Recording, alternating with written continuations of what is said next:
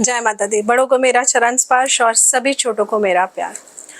आज बहुत ही खास वीडियो आपके पास ये मैं लेकर आई हूँ। खास इसलिए कहूँगी क्योंकि पितृपक्ष की शुरुआत होने वाली है। पितृपक्ष की शुरुआत कब होगी, किन किन बातों का ध्यान रखना है हमें, ये मैं आप सबको बताने आई हूँ। क्योंकि ये पितृपक्ष के जो 15 दिन होते हैं ना, आप ऐसे समझिए कि धरती पर आपके पितृ आए हैं।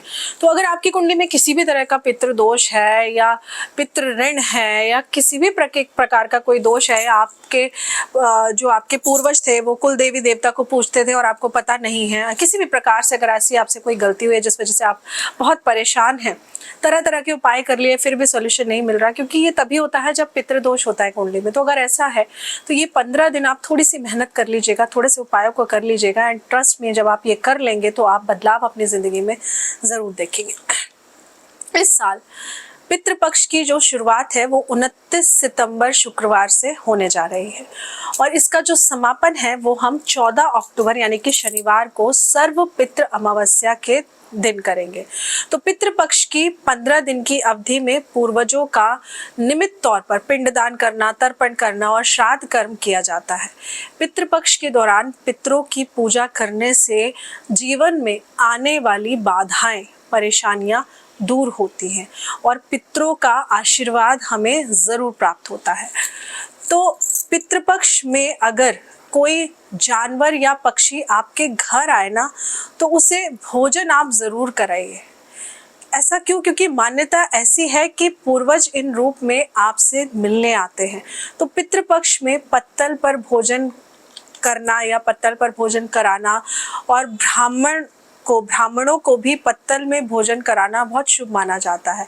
लेकिन आजकल पत्तल नहीं, आजकल प्लेट्स में हम लोग खाना खाते हैं। तो हम अब ब्राह्मण देवता आएंगे या पंडित जी आएंगे, हम खुद तो प्लेट में खा रहे हैं और उनको पत्तल पे खिलाएं तो ये गलत होगा।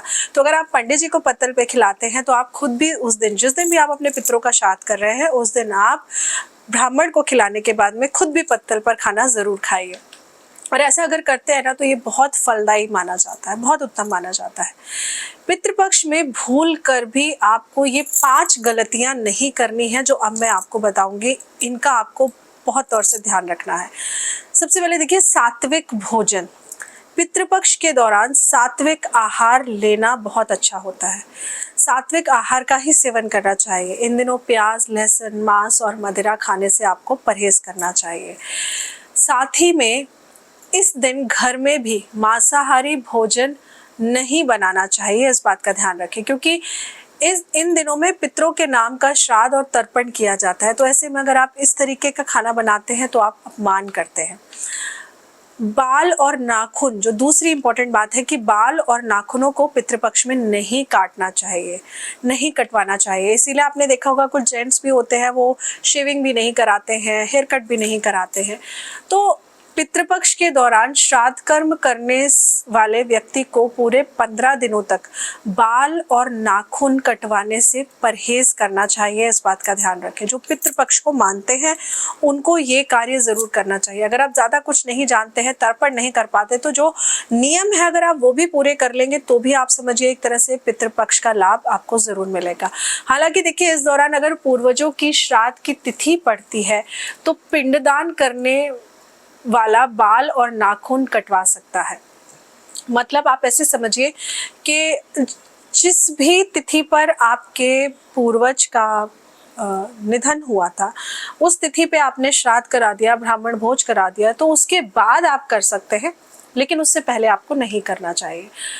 सबसे तीसरी इंपॉर्टेंट चीज ये है कि पशु पक्षियों को आप परेशान न करें।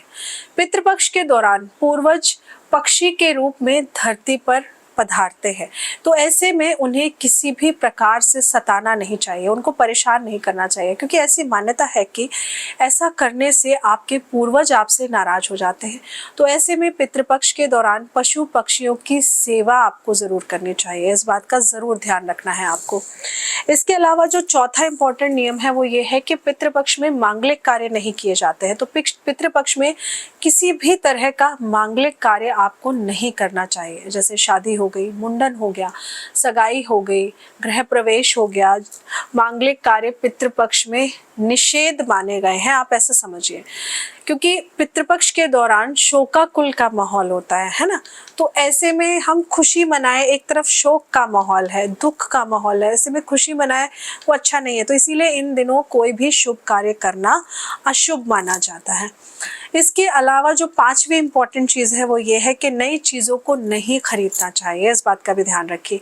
पितृपक्ष के दौरान किसी भी नए वस्त्र या किसी नई चीज़ की खरीदारी करना निषेध माना जाता है, लेकिन इस दिन वस्त्रों का दान करना बहुत ही उत्तम माना जाता है। तो आप अगर खरीद कर दान कर रहे हैं तो वो आप कर सकते हैं।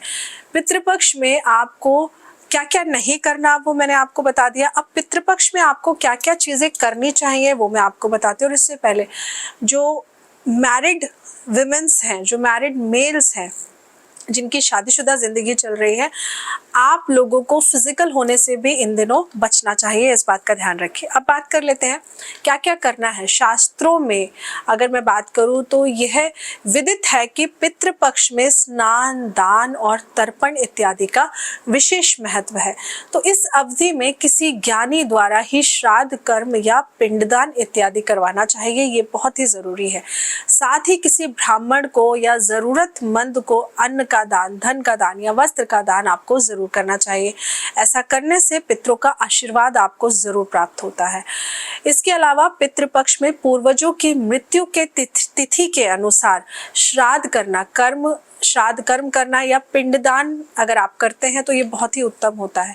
किसी व्यक्ति को अगर अपने पूर्वजों की मृत्यु की तिथि याद नहीं है, वैसे तो बहुत आसान है, आजकल तो पुराने से पुराना आप गूगल में कैलेंडर डालेंगे कि 2007 में 10 नवंबर को क्या तिथि थी, वो भी निकल कर आ जाएगा। लेकिन अगर आपको नहीं है, ध्यान नहीं है, तो आप अश्विन महीने के कृष्ण पक्ष की अमावस्या के दिन ये काम कर सकते हैं। यानी कि पितृपक्ष जब खत्म होता है, लास्ट में जो लास्ट के दिन अमावस होती है ना, आप उस दिन भी इस कार्य को कर सकते हैं। तो ऐसा करने से भी पूर्णतः फल आपको जरूर प्राप्त हो जाता है। अब कुछ उपाय मैं आपको बताती हूँ जो आप इस पितृपक्ष में जरूर करिए।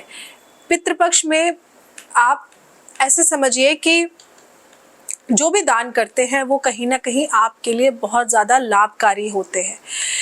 इसके अलावा पितृपक्ष में आप पीपल के पेड़ पर काले तिल जल में डालकर पितरों का तर्पण जरूर करिए, नियम से करिए। मंडे टू संडे, मतलब रोजाना, मंडे टू सैटरडे आप रोजाना इसको करिए, लेकिन जरूर करिए।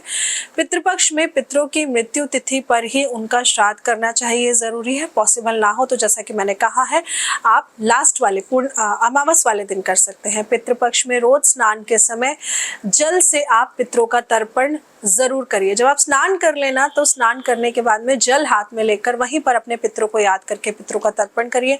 ऐसा करने से भी उनकी आत्मा तृप्त हो जाती है, उनकी आत्मा को शांति मिलती है। पितृपक्ष के दौरान घर में साफ सफाई का बहुत ध्यान रखना चाहिए और घर में कूड़ा कचरा इधर उधर नहीं फेंक के रखना चाहिए। पितृपक्ष में पितरों को भोजन प्राप्त हो, इसके लिए किसी गाय को, कुत्ते को या कौवे को भोजन आपने जरूर कराना चाहिए। एक नियम बना लीजिए कि एटलीस्ट आप गाय को तो कम से कम खिलाएं। पितृपक्ष में जिस भी व्यक्ति का श्राद्ध करें उसकी पसंद का खाना जरूर बनाना चाहिए। लेकिन ऐसा नहीं कि हमारे तो उनको नॉनवेज बहुत अच्छा लगता था तो हम नॉनवेज बनाते हैं और वो खुद भी खाते हैं और पंडित जी को भी खिलाते हैं, ऐसा मत करिएगा।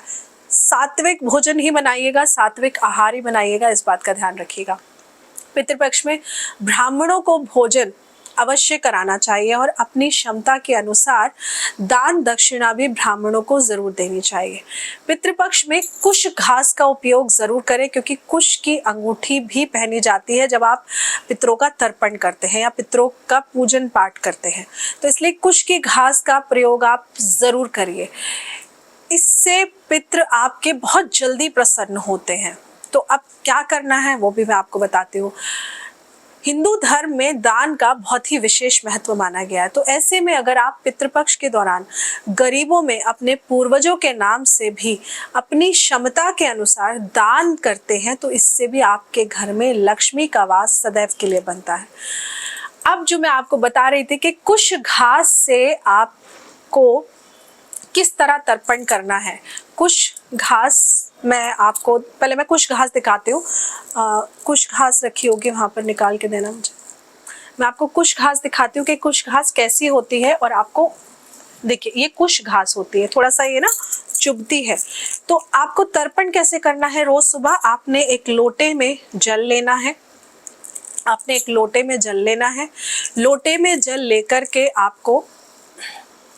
आपने लोटे में जल लेना है। तांबे के लोटे में जल लेकर आपने कुछ घास इस तरह से इसमें डिप करके, और आपने जब इस तरह डिप करके रखेंगे तो कुछ घास को इस तरह डिप करके आपने इस तरह जल सूर्य देव को चढ़ाना है।